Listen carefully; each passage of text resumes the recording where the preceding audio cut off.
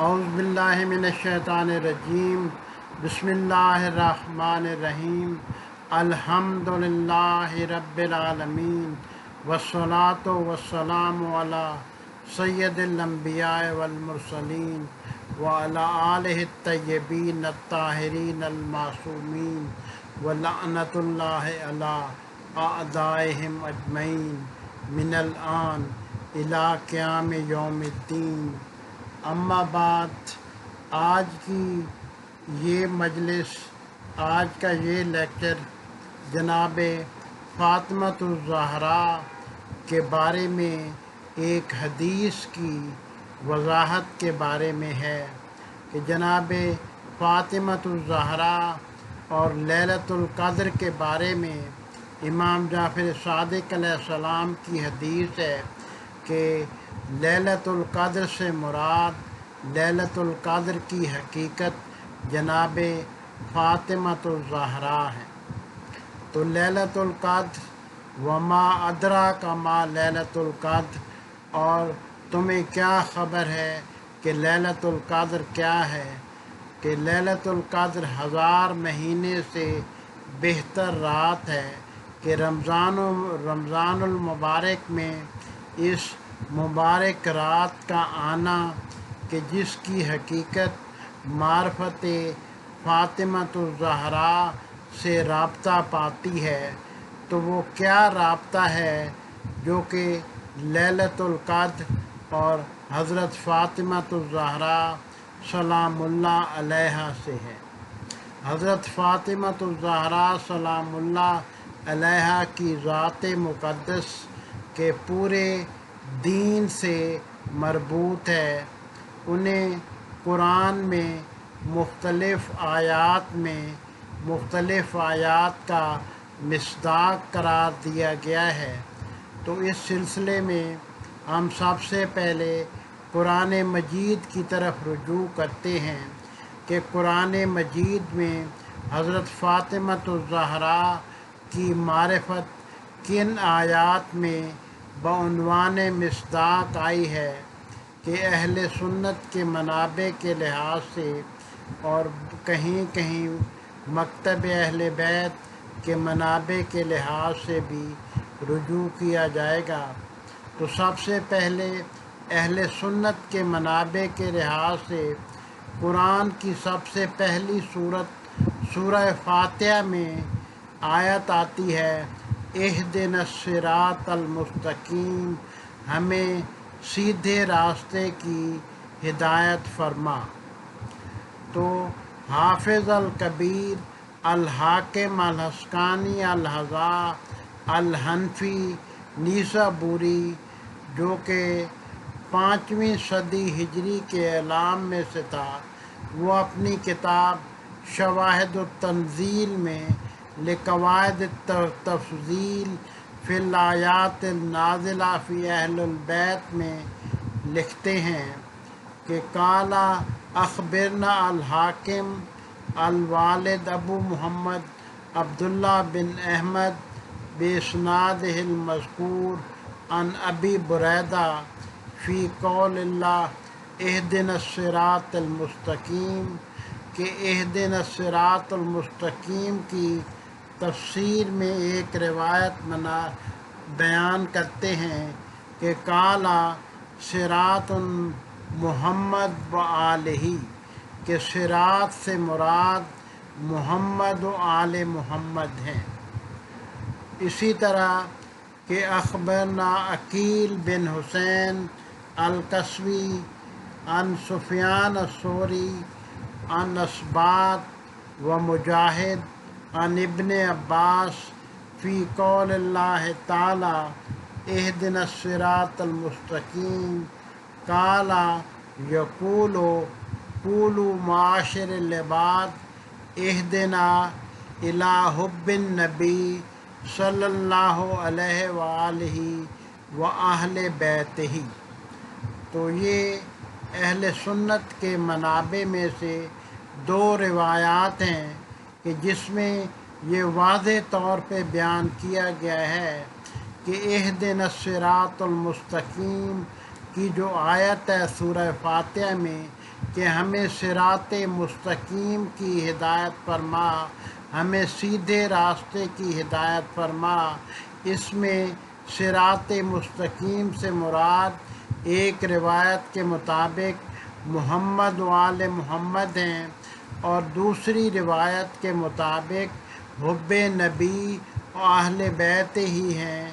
تو آل محمد اور اہل بیت کا محور صدیقۃ الکبریٰ فاطمۃ الزہراء ہے۔ اس لیے اس حدیث کے اولین مصادیق میں سے جناب فاطمۃ الزہراء کی ذات ہے، کیونکہ آل محمد کی مرکزی شخصیت بن جاتی ہیں، جیسا کہ حدیث القصہ میں الفاظ آتے ہیں: ہم فاطمۃ و ابوہا و بالہا و بنوہا، یعنی سارے اہل بیت کا تعارف حضرت فاطمہ کی ذات کے ارد گرد کرایا جا رہا ہے۔ حدیث القصہ کے الفاظ ہیں کہ یہ اہل بیت، جو سوال کیا گیا تھا کہ کون ہے، تو جواب میں حدیث قدسی میں فرمایا گیا ہے کہ یہ فاطمہ ہیں و ابوہا، اور اس کے والد محترم حضرت محمد صلی اللہ علیہ وسلم ہیں، اور تیسری نسبت، تیسرے فرد و بالہا، ان کے شوہر مبارک حضرت علی علیہ السلام ہیں، اور چوتھے اور پانچویں و بنوہا، اور ان کے دو بیٹے امام حسن علیہ السلام اور امام حسین علیہ السلام ہیں۔ تو اس حدیث قدسی کا محور،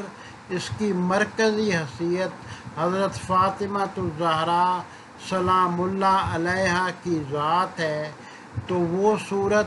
جو کہ ہر نماز میں پڑھی جاتی ہے، ہر نماز میں جس کی تلاوت کی جاتی ہے،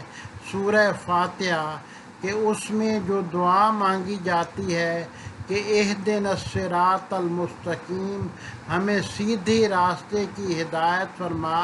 تو وہ سیدھے راستے سے مراد جناب فاطمۃ الزہراء سلام اللہ علیہا کا راستہ ہے، جو کہ اتباع رسول حضرت محمد صلی اللہ علیہ وآلہ وسلم کا راستہ ہے، جو کہ وحی الہی راستہ ہے، جو کہ 1,24,000 پیغمبروں نے جس راستے کی تبلیغ کی ہے۔ تو اس لیے جناب فاطمۃ الزہراء کی معرفت ہم صراط مستقیم سے کرتے ہیں، کہ صراط کا مطلب ایک واضح اور چوڑا راستہ ہوتا ہے، اور سیدھا راستہ ہوتا ہے کہ جس میں کوئی رکاوٹیں یا جس میں کوئی ٹیڑھا پن نہیں ہوتا، یا جس میں کوئی مشکلات نہیں ہوتی، بلکہ وہ سیدھا راستہ اپنی منزل کی طرف جاتا ہے۔ کہ اگر کسی نے کسی منزل کی طرف پہنچنا ہو تو اس کے عقل کا تقاضا یہ ہے کہ منزل تک پہنچنے کے لیے، اپنے مقصد تک پہنچنے کے لیے وہ کوئی سیدھا راستہ تلاش کرے، تاکہ ایک تو آسانی سے پہنچے، اور دوسرا اس بات کا بھی یقین ہو جائے کہ وہ منزل تک پہنچ گیا ہے۔ انسانیت کی منزل اللہ تعالیٰ کی لقاء ہے، اللہ تعالیٰ کی ملاقات ہے، کہ ساری انسانیت اپنی اس منزل کی طرف رواں دواں ہے، کہ انسان اپنی فطرت سے اس سفر کا آغاز کرتا ہے، اور اللہ تعالیٰ کی ملاقات پہ اس سفر کی انتہا ہوتی ہے۔ تو انسانیت کے اس سفر میں کہ سارے انسان یہ سفر طے کرتے ہیں، تو اس سفر کے لیے ایک صراط مستقیم کی ضرورت ہے، کہ اگر صراط مستقیم کی ضرورت ہے کہ جو سیدھا راستہ ہو، تو وہ سیدھا راستہ جناب فاطمۃ الزہراء صدیقۃ الکبریٰ کا راستہ ہے۔ یہ وہی راستہ ہے جو حضرت محمد مصطفیٰ صلی اللہ علیہ وآلہ وسلم کا راستہ ہے۔ یہ وہی راستہ ہے جو کہ حضرت علی مرتضیٰ علیہ السلام کا راستہ ہے۔ یہ وہی راستہ ہے، یہ وہی صراط مستقیم ہے جو کہ حضرت امام حسن علیہ السلام کا راستہ ہے، یہ وہی راستہ ہے جو کہ حضرت امام حسین علیہ السلام کا راستہ ہے۔ تو یہ سارے کے سارے یہ اللہ کے راستے ہیں کہ کبھی اس صراط کو اللہ تعالیٰ اپنی طرف نسبت دیتا ہے، کبھی اس صراط کو قرآن کی طرف نسبت دیتا ہے کہ قرآن وہ صراط ہے، قرآن وہ راستہ ہے جو ہدایت کا راستہ ہے، کبھی اس صراط کو اطرت کی طرف نسبت دیتا ہے، یعنی کہ قرآن بھی اس صراط کا مصداق ہے، اطرت بھی اس صراط کا مصداق ہے۔ تو اس صراط کے مصادیق کے طور پہ کہ اہل بیت کی جو مرکزی شخصیت ہیں وہ جناب فاطمۃ الزہرا سلام اللہ علیہا کی ذات ہیں، کیونکہ انسان جب نیکی کا سفر کرتا ہے، جب اپنی ذات کا سفر کرتا ہے تو اس کو مختلف رکاوٹوں کا سامنا ہوتا ہے کہ اس کو نہ صرف سیدھے راستے کی ضرورت ہوتی ہے بلکہ اس راستے پہ نور ہدایت کی ضرورت بھی ہوتی ہے۔ تو اہل بیت اور اہل بیت کے افراد اس کے لیے نور ہدایت کی مانند ہیں کہ اللہ تعالیٰ کی طرف سے نور ہدایت ہیں جو کہ اس راستے کی طرف اس کی ہدایت کرتے ہیں، کیونکہ اگر کوئی شخص کسی راستے سے واقف ہو، کسی راستے پہ پہلے چل چکا ہو تو وہ اس قابل ہوتا ہے کہ وہ دوسروں کو بھی اس راستے کی ہدایت کر سکے۔ اس لیے چونکہ اہل بیت کے افراد کے دین کو پوری طرح عمل پیرا تھے، دین کے معارف کو پوری طرح حاصل کر چکے تھے، دین میں پوری طرح مجسم ہو چکے تھے کہ قرآن مجسم تھے، قرآنی تعلیمات کو مکمل طور پہ اپنے عمل میں ڈھال چکے تھے، قرآنی تعلیمات اور الہی معارف کے مجسم تھے، ناطق قرآن تھے، بولتی ہوئی قرآنی شخصیت تھی، چلتے پھرتے ہوئے قرآن تھے کہ اپنے معاشرے میں اپنے ہر قول و فعل کو قرآن کی تعلیمات کا اظہار کرتے تھے، اللہ کی رضا کا، اللہ کے احکام کا ان کے اعمال سے اظہار ہوتا تھا۔ جو وہ کچھ کرتے تھے انہیں کرتے دیکھ کے لوگ سمجھ جاتے تھے کہ یہ وہ سیرت ہے جو اللہ چاہتا ہے، یہ وہ احکام ہیں، یہ وہ اللہ کا پسندیدہ راستہ ہے، یہ وہ اللہ کے مخلص بندوں کا راستہ ہے جس کو اپنانا چاہیے۔ ان کی سیرت، ان کا اسوہ عمل الہی تعلیمات کا مکمل اظہار تھا کہ وہ الہی تعلیمات کو مکمل طور پر اپنے اندر سموئے ہوئے تھے۔ ان کی اس ہستی کو، ان کی اس ہستی کو کہ جس کو وہ بیان کرتے تھے، کہ جس کو وہ عمل میں لاتے تھے کہ یہ تمام لوگوں کے لیے صراط مستقیم تھا، ایسا راستہ تھا جس میں کوئی کجی نہیں تھی، ایسا راستہ تھا جس میں کوئی ٹیڑھا پن نہیں تھا، یہ توحید کا سیدھا راستہ تھا کہ توحید کے کنسپٹ کو، توحید کے تصور کو اللہ تعالیٰ کی وحی کے راستے سے جناب رسول خدا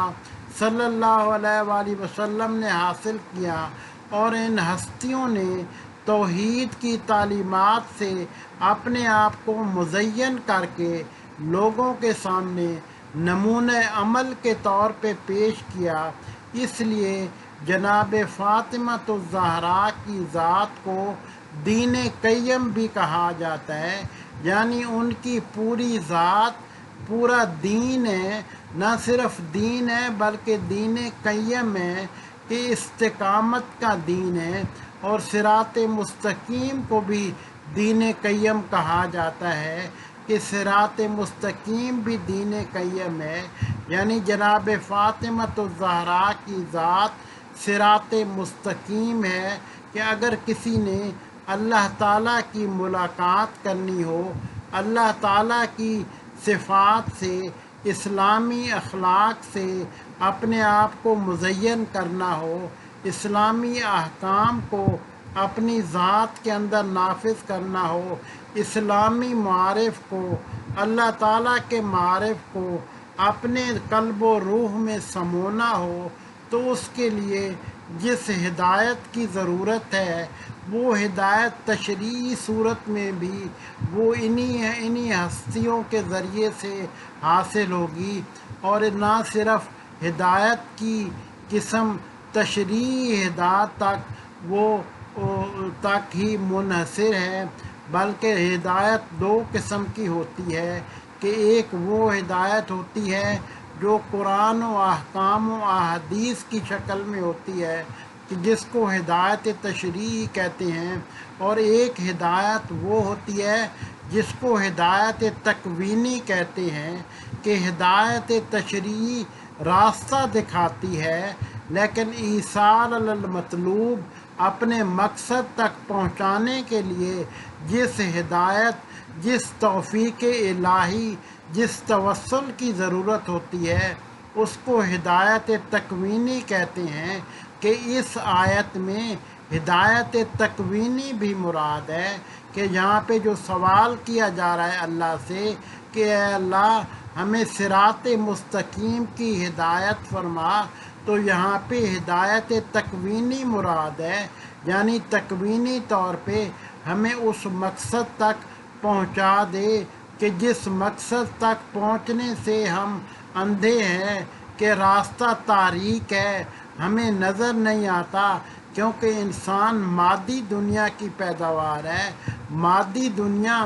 روح کے معاملات کو درک نہیں کر سکتی، روحانی مقامات کو نہیں دیکھ سکتی، روحانی چیزوں کو نہیں دیکھ سکتی، بلکہ صرف وہ چیزیں جو کہ ظاہری آنکھوں سے نظر آتی ہیں انہی کو دیکھ سکتی ہیں۔ اللہ کی طرف سے جو ثواب عطا ہوتے ہیں، اللہ کے جو فرشتے ہیں، اللہ کا جو نظام ہے، اس نظام کو مادی آنکھیں نہیں دیکھ سکتی، اس لیے مادی آنکھیں اسی مرحلے تک صرف دیکھ سکتی ہیں جہاں تک ان کی پہنچ ہے، اس کے بعد وہ مادی آنکھیں اندھی ہو جاتی ہیں۔ اس لیے قرآن میں آتا ہے کہ نہ صرف آنکھیں اندھی ہو جاتی ہیں بلکہ دل جو قلوب میں ہیں، دل جو سینوں میں ہیں وہ بھی اندھے ہو جاتے ہیں، یعنی اگر دل حقائق الہی کا،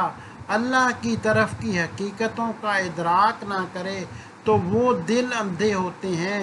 دلوں کے اندھے پن کو دور کرنے کے لیے جو ہستیاں نور ہدایت عطا کرتی ہیں وہ جناب فاطمہ سلام اللہ علیہا کی ہستی ہے، جو کہ دلوں کو نور ہدایت عطا کرتی ہے، جو کہ انسانوں کو ہدایت تکوینی عطا کرتی ہے کہ ہر انسان اپنی روح کے سفر کے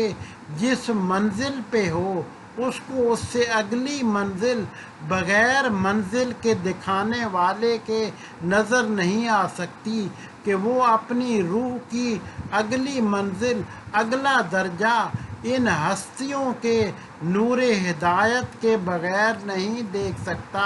کہ وہ تعلیمات الہی کا وہ ادراک نہیں کر سکتا، حتیٰ کہ اولیاء اللہ بھی اپنی جس منزل پہ رکے ہوتے ہیں اس سے اگلی منزل نہیں دیکھ سکتے، جیسا کہ حضرت موسیٰ علیہ السلام نے دعا کی تھی، رب آرنی، اے رب مجھے دکھا تاکہ میں تیری طرف دیکھ سکوں، یعنی اگلی منازل، وہ امامت کی اگلی منازل، وہ ائمہ معصومین کے نور ہدایت کی اگلی منازل وہ اولیاء کے لیے بھی ممکن نہیں ہے۔ تو جناب فاطمہ سلام اللہ علیہ کی ذات نہ صرف ہر مومن کے لیے نور ہدایت کا باعث ہیں بلکہ اولیاء کے لیے بھی نور ہدایت کا باعث ہیں۔ اہدنا الصراط المستقیم، کہ اس ہدایت کی طرف رہنمائی کرتے ہیں جس کی انتہا اللہ کی لامتناہی ذات ہے، کہ جس کی انتہا اللہ کی لامتناہی ذات سے ملاقات ہے، کہ اللہ سے ملاقات تو ہر انسان نے کرنی ہے، کہ جس طرح کہ آیت قرآنی میں آتا ہے، یا ایھا الانسانو انکا کادح الی ربک فملاقی، کہ اے انسان تو نے اپنے رب کی طرف ہر حال میں آنا ہے۔ فَأَمَّا مَنْ أُوتِیَ کِتَابَهُ بِیَمِینِهِ، پر اس دن جسے اس کا نامہ اعمال اس کے دائنے ہاتھ میں دیا گیا، فَسَوْفَ يُحَاسَبُ حِسَابًا یسیرًا، تو اس کا حساب و کتاب آسان ہوگا، وَيَنْقَلِبُ إِلَىٰ أَهْلِهِ مَسْرُورًا، اور وہ اپنے گھر والوں کی طرف خوش خوش واپس آئے گا۔ وَأَمَّا مَنْ أُوتِیَ کِتَابَهُ وَرَاءَ ظَهْرِهِ، اور جس کا نامہ اعمال اس کے پیٹھ پیچھے سے دیا گیا، فَسَوْفَ يَدْعُو ثُبُورًا، تو وہ عذاب کو بلائے گا، وَيَصْلَىٰ سَعِیرًا، اور جہنم میں جلتا پھرے گا۔ تو اللہ سے ملاقات تو ہر حال میں ہونی ہے،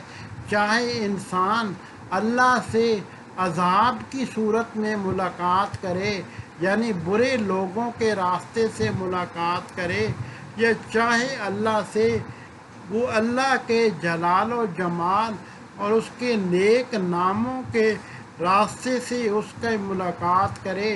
یعنی نیک لوگوں کے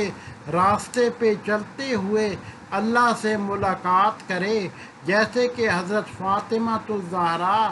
سلام اللہ علیہا کا راستہ ہے، تو جناب فاطمہ الزہرا سلام اللہ علیہا کی ذات کہ اس دین کا، دین قیم کا راستہ ہے، سیدھا راستہ ہے، جو کہ انسانوں کو جنت کی طرف رہنمائی کرتی ہے، جو کہ مشکلات میں گھرے ہوئے انسانوں کو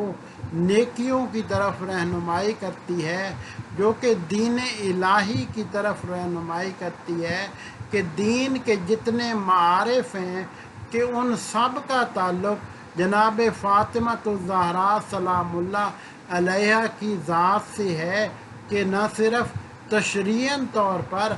مثلاً صرف دین کا علم جان لینا کافی نہیں ہے، کہ اس کو مان لینا صرف کافی نہیں ہے،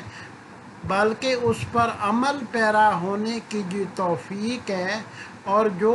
وہ قلبی حقیقت ہے، جو وہ بینش ہے، کہ دانش اور بینش میں یہی فرق ہوتا ہے، کہ دانش صرف علم کا حاصل کرنا ہوتا ہے، اور بینش اس پہ قلبی یقین کا نام ہے، کہ اس کا دل سے اس پہ عمل پیرا ہونے کا نام ہے۔ کہ مثال کے طور پہ کہ ایک شخص کو پتہ ہے کہ گناہ بری چیز ہے، لیکن اولیاء اللہ اسے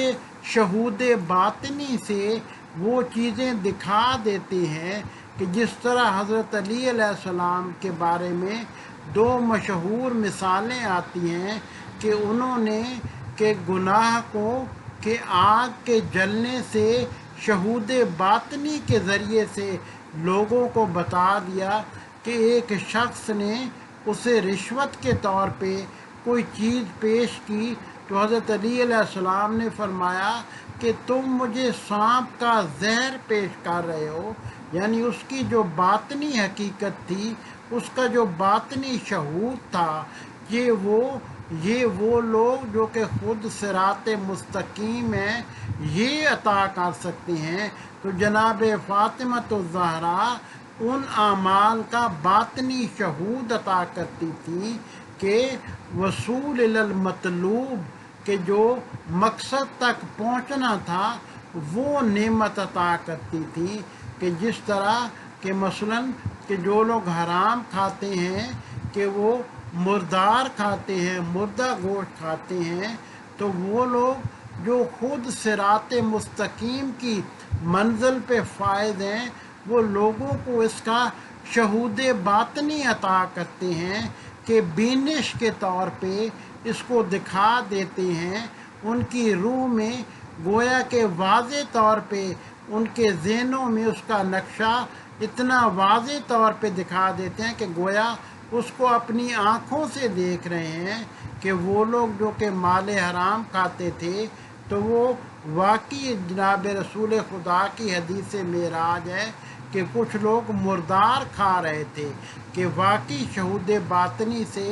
جناب رسول خدا کو دکھایا گیا کہ حرام کھانے والوں کے جو شہود باطنی ہے وہ واقعتاً کہ اصلیتاً جو ہے وہ مردار کھانا ہے۔ تو گناہ کے بارے میں یہ شہود باطنی کا عطا ہونا کہ جس سے انسان اس گناہ سے معصوم ہو جاتا ہے، اس گناہ سے بچ جاتا ہے، کہ یہ ان لوگوں کی عطا ہے، ان ہستیوں کی عطا ہے جو کہ صراط مستقیم پہ ہیں، اور صراط مستقیم کو اللہ تعالیٰ نے خود اپنی طرف بھی نسبت دی ہے، جیسا کہ آیت قرآن میں آتا ہے واللہ یہدی من یشاء الی صراط مستقیم، اللہ جسے چاہتا ہے صراط مستقیم کی ہدایت دیتا ہے۔ یہاں پہ اللہ بذات صراط مستقیم کو اپنی طرف نسبت دے رہا ہے، اور اللہ نے قرآن کی طرف بھی صراط مستقیم کو نسبت دی ہے۔ ان ھذا القرآن یہدی للتی ہی اقوم، یہ قرآن جو ہے ہدایت کرتا ہے اس راستے کی طرف جو کہ بہت اقوم ہے، بہت مضبوط ہے۔ اور پیغمبران اور ائمہ کی طرف بھی اللہ تعالیٰ نے صراط مستقیم کو وہ نسبت دی ہے۔ وَجَعَلْنَهُمْ أَئِمَّةً، اور ہم نے انہیں امام بنایا، یہدون بِأَمْرِنَا، جو ہمارے امر کی ہدایت کرتے ہیں، یعنی ہدایت کو ائمہ معصومین کی طرف بھی نسبت دی ہے۔ تو جناب فاطمہ الزہرا کی نسل سے 11 امام معصوم وہ آگے چلے ہیں، تو جناب فاطمہ الزہرا کی ذات بھی وہ ذات ہدایت ہے، ذات صراط مستقیم ہے۔ اسی طرح جناب رسول خدا کی طرف بھی اللہ تعالیٰ نے ہدایت کی نسبت کو بیان فرمایا ہے۔ اِنَّکَ لَتَہْدِی اِلیٰ صِرَاطٍ مستقیم، یقیناً آپ صراط مستقیم کی طرف ہدایت دیتے ہیں، اور جو عالم ہیں کہ ان کی طرف بھی صراط مستقیم کی طرف نسبت دی ہے۔ وَمِن قوم موسیٰ، اور قوم موسیٰ میں ائمہ تھے، یہدون بالحق، جو کہ حق کی ہدایت کرتے تھے، وَبِهِ یعدلون، اور عدل سے فیصلہ کرتے تھے۔ تو جو شخص بھی وہ صراط مستقیم کو مکمل طور پہ اپنا گیا، وہ خود صراط مستقیم کا مصداق بن جاتا ہے، کہ صراط مستقیم اس طرح کہ سالک جو ہے، سالک اور جو سلوک ہے وہ اس میں اتحاد ہو جاتا ہے، کہ جس طرح رسول اللہ صلی اللہ علیہ وسلم کی وہ حدیث میں آتا ہے کہ اللہ تعالیٰ کی طرف سے ہدایت جو ہے وہ سارے انسانوں کو الہام کے طور پہ بھی پہنچتی ہے، کہ فَأَلْهَمَهَا فُجُورَهَا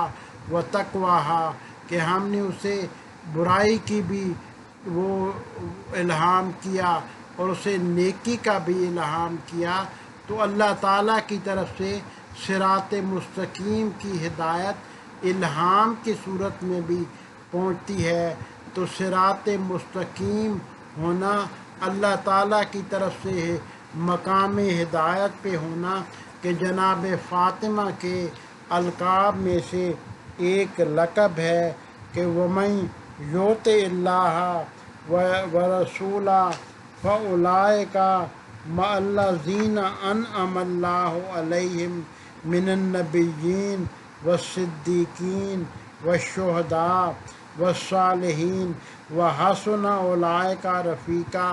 اور جس نے اللہ کی اطاعت کی اور رسول کی اطاعت کی اور ان لوگوں کے ساتھ ہو گیا